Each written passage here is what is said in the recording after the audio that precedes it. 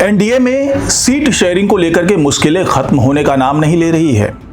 और इसकी जड़ कह लें या इसका केंद्र कह लें तो वो चिराग पासवान बने हुए हैं आजकल। इस बार चिराग पासवान ने जो दांव खेला है उसने न सिर्फ जेडीयू की मुश्किलें बढ़ाई है बल्कि बीजेपी भी अब ये समझ नहीं पा रही है कि आखिरकार इस प्रॉब्लम का सॉल्यूशन क्या हो, किस तरीके से इसे निपटा जाए। क्योंकि इस बार चिराग पासवान ने जो लिस्ट सौंप दी है और कह दिया है कि हम इसे समझौता नहीं कर सकते, तो उस लिस्ट को लेकर के तमाम अटकलबाजी चल रही है।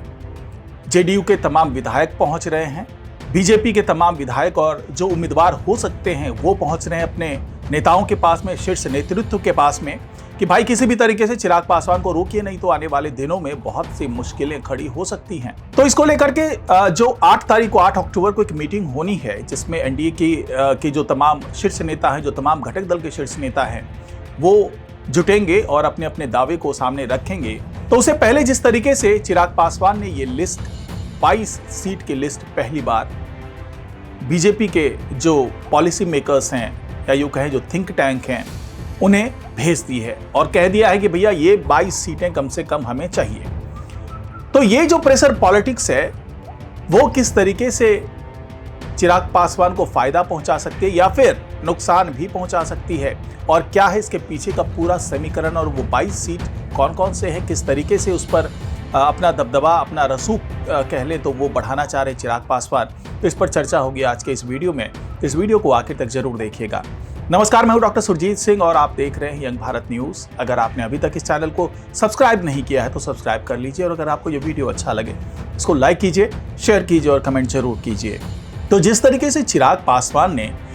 22 विधानसभा सीटों की लिस्ट सौंपी है जिसमें कई सीटें ऐसी है जहां पर जेडीयू का दबदबा है, जेडीयू के विधायक भी हैं, कुछ सीटें ऐसी है जहां पर बीजेपी के विधायक हैं और बीजेपी के नेता भी हो सकते हैं, कुछ सीटें ऐसी हैं जहां पर जीतन राम मांझी का दबदबा है, उपेंद्र कुशवाहा का दबदबा है। तो कुल मिलाकर के जो 22 सीटें हैं उसके बारे में चिराग पासवान का ये दावा है कि ये वो सीटें हैं जहां पर मेरी जीत श्योर शॉट है, यानी एलजेपी आर की जीत वहां पर लगभग पक्की है। चिराग पासवान का ये कहना है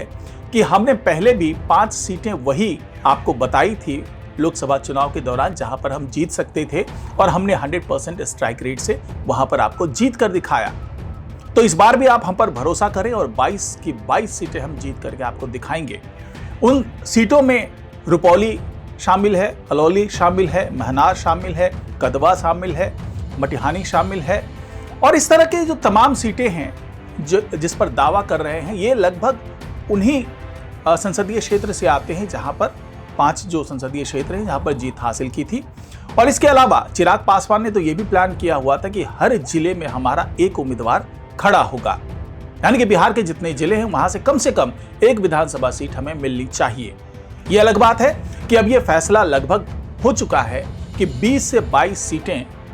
चिराग पासवान को दी जाएगी, लेकिन चिराग पासवान ने ये शर्त रख दी है कि ठीक है हम सीटों की संख्या पर समझौता कर सकते हैं, लेकिन वो सीट कौन सी होगी इसको चुनने का अधिकार हमें दिया जाए, ताकि हम आपको ये बता सकें कि इस सीट पर हमारी जीत पक्की होगी, और अगर हम जीत कर आते हैं तो इसका फायदा अल्टीमेटली एनडीए को ही मिलना है। लेकिन इस बीच ये खबर आ रही है कि इसमें से ज्यादातर वो सीट हैं जहां पर जेडीयू के जो उम्मीदवार हैं वो बहुत ही मजबूत स्थिति में हैं। कुछ सीटें ऐसी हैं जहां पर जेडीयू के विधायक मौजूद हैं, यानी कि सिटिंग एमएलए हैं,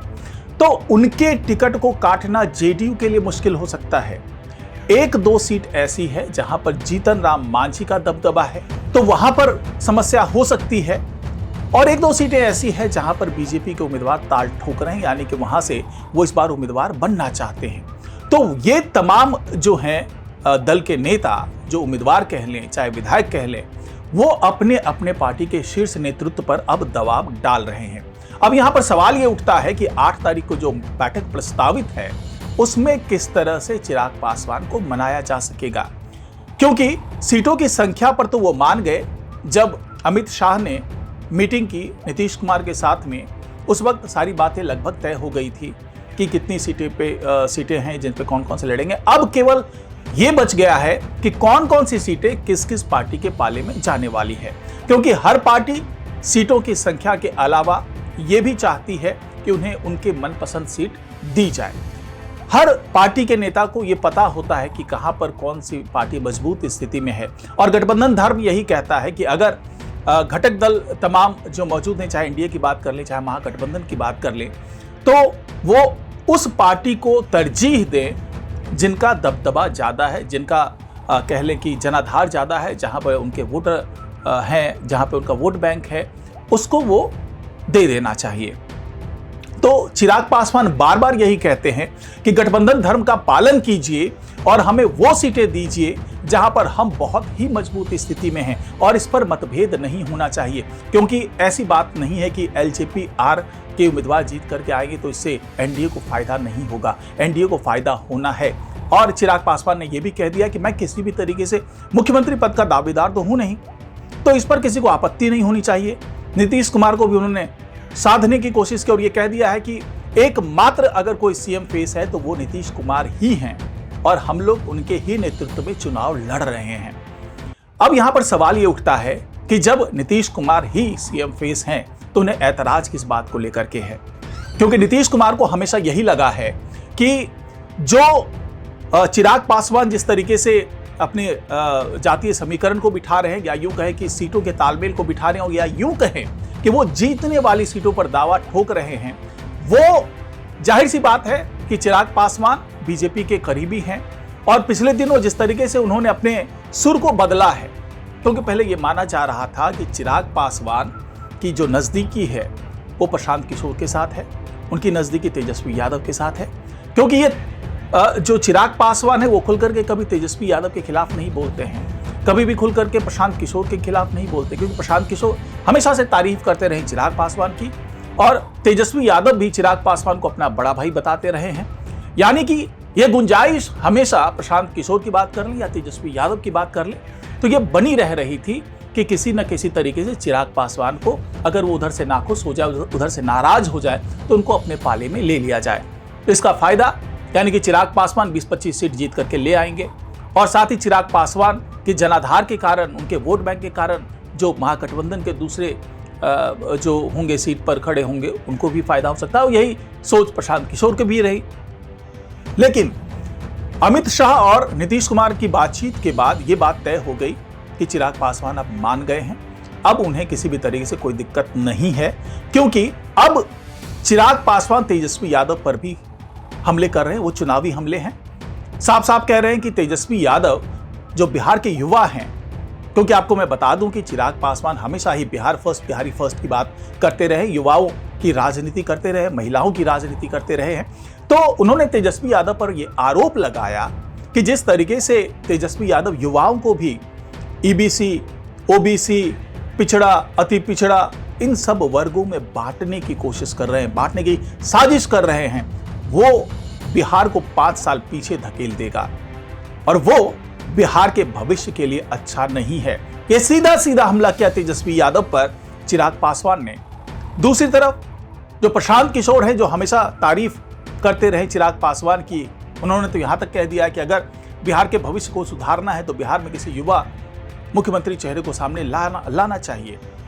और उनकी सोच के केंद्र में चिराग पासवान रहे हैं। लेकिन चिराग पासवान ने एक बार हमला करते हुए यह कह दिया है कि प्रशांत किशोर जिस तरीके से आरोप लगा रहे हैं बीजेपी के तमाम नेताओं पर, चाहे वो संजय जायसवाल हो, चाहे सम्राट चौधरी हो, चाहे मंगल पांडे हो, तो इन तमाम नेताओं पर जिस तरह के आरोप लगा रहे हैं वो दुखद है। इस तरह के आरोप नहीं लगाए जाने चाहिए, और ये लगभग वही राजनीति कर रहे हैं जो कभी अरविंद केजरीवाल किया करते थे। तो जिस तरीके से तुलना की है चिराग पासवान ने प्रशांत किशोर की अरविंद केजरीवाल से, वो प्रशांत किशोर को अच्छा नहीं लगा है। इस तरह की बातें सामने आ रही है, इस तरह के संकेत आ रहे हैं। लेकिन ये संकेत एनडीए के लिए बड़ा ही सुखदायी संकेत है कि जो चिराग पासवान, अब उनका बिल्कुल क्लियर हो चुका है कि वो एनडीए से कहीं छिटक के नहीं जा रहे हैं। ये अलग बात है कि कुछ असंतोष कुछ सीटों को लेकर के हो सकता है कि कहाँ की सीट उन्हें चाहिए, कहाँ कैसे चाहिए। तो कुल मिलाकर के ये माना जा सकता है कि 8 अक्टूबर को जो मीटिंग होगी एनडीए की, उसके जो तमाम शीर्ष नेता वहाँ मौजूद होंगे, चिराग पासवान भी वहाँ मौजूद होंगे, वहाँ उपेंद्र कुशवाहा भी मौजूद होंगे, वहाँ जीतनराम मांझी भी मौजूद होंगे, वहाँ सम्राट चौधरी भी होंगे, संजय जायसवाल होंगे, और वहाँ पर जेडीयू की तरफ से नीतीश कुमार होंगे, संजय झा होंगे, अशोक चौधरी होंगे, उधर से नड्डा साहब होंगे, अमित शाह होंगे, ये जो तमाम लोग होंगे वहां पर बैठ करके इसी बात पर मंथन करेंगे। और इससे पहले 4 तारीख को धर्मेंद्र प्रधान आ रहे हैं, जो चुनाव प्रभारी हैं बीजेपी की तरफ से, वो आ रहे हैं बिहार में आकर के वो तमाम गुड़ा भाग करेंगे। वो देखेंगे कि आखिरकार जो जमीनी हकीकत है वो क्या है। और ये भी माना जा रहा है कि चिराग पासवान उनसे मुलाकात करके अपने दावों की पुष्टि कराएंगे। और हो सकता है कि जिन जिन जगहों की बात कर रहे हैं चिराग पासवान, वहां की जमीनी हकीकत के बारे में धर्मेंद्र प्रधान को अवगत कराएंगे और अपना दावा ठोकेंगे कि हमें कम से कम ये सीटें मिलनी चाहिए। लेकिन क्या होगा, इसके लिए हमें अभी 8 अक्टूबर का इंतजार करना होगा। तो आज की रिपोर्ट में फिलहाल इतना ही। नमस्कार।